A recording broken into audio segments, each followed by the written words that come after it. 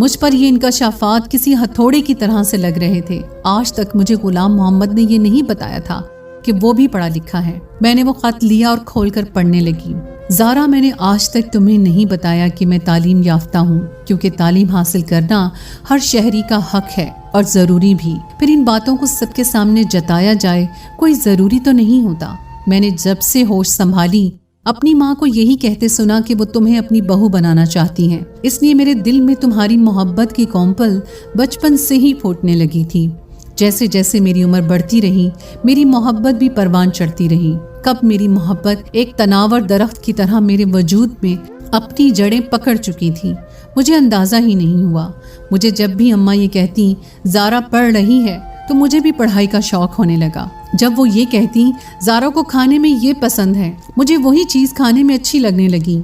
मैं शायद गलती से तुमसे इश्क कर बैठा था ज़ारा, इसलिए शादी की रात तुम्हारे मुंह से सब बातें सुनकर मुझसे बर्दाश्त ही नहीं हुआ। मैंने आज तक कभी आंसू नहीं बहाए थे, रोना तो बहुत दूर की बात है। हर हालात का डट कर मुकाबला किया था, लेकिन उस दिन तो मैं टूट कर ही रह गया था। मर्द सब कुछ सह सकता है, लेकिन अगर लड़की शादी की पहली रात ये कह दे कि वो शौहर के बजाय किसी और से मोहब्बत करती है, तो शौहर का मान एतबार चिकनाचूर हो जाता है।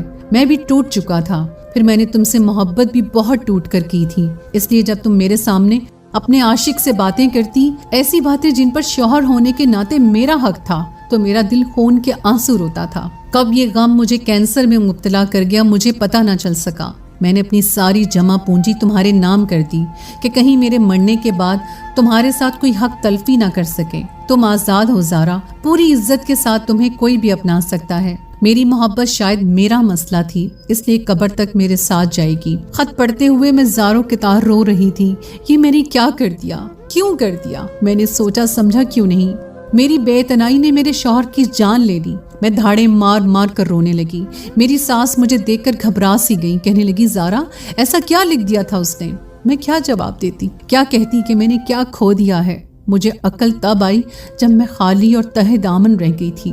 मैं रोते हुए खुद कलाम थी, काश गुलाम मोहम्मद तुम्हारी जगह मैं मर जाती। गुलाम मोहम्मद, तुमने मुझ जैसी खुदगर्ज से क्यों मोहब्बत कर ली? काश कि तुम जिंदा रहते, तुम्हारे बदले मैं मर जाती। मेरे आंसू नहीं रुक रहे थे, मैं हिज़यानी की कैफियत से गुजर रही थी।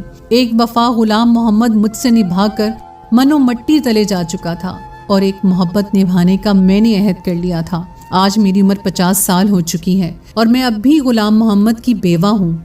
मैंने अपने शौहर से मोहब्बत उसके मरने के बाद की थी, जो इस उम्र में पहुंचकर एक तनावर दरख्त की शक्ल इख्तियार कर चुकी है। उसकी मोहब्बत की जड़ें मुझे अंदर मजबूती से जड़ें पकड़ चुकी हैं। मैं बीमार रहने लगी हूँ। मुझे अब भी यही लगता है गुलाम मोहम्मद को मरे हुए बस चंद घंटे ही हुए हैं। अभी मैंने उसका खत पढ़कर रखा है। मेरे लिए मेरे अंदर की दुनिया थक सी गई है। मेरा जख्म आज भी हरा है। मेरे दुख में कभी कमी नहीं आ सकी। मेरी उन लड़कियों से गुजारिश है जो अपनी आला तालीम को सर पर सवार कर लेती हैं और अपने कम तालीम याफ्ता शौहर को हकारत से देखती हैं कि खुदारा अपने शौहर की कदर करें।